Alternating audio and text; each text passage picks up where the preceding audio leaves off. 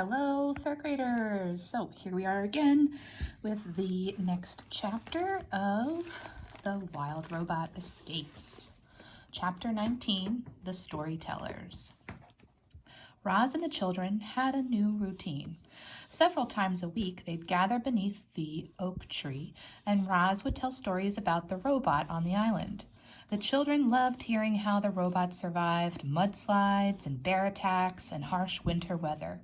They loved hearing how she befriended the island animals. But the stories they loved most were about the robot and her son, the goose. He sounded like such a nice goose. Roz told the children story after story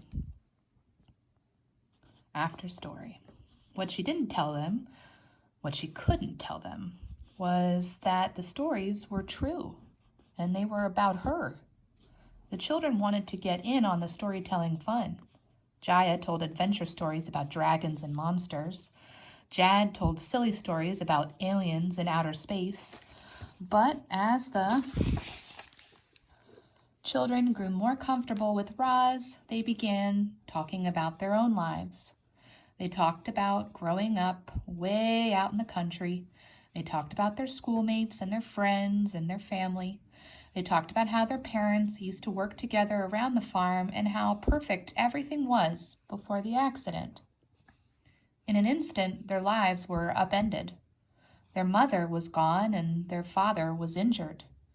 Mr. Sharif tried to keep the farm going by himself, but there was so much to do, and he was so weak now.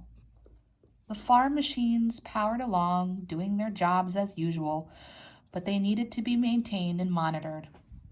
Eventually, the machine started breaking down, and the farm started falling to pieces. The children wondered if life would ever feel normal again.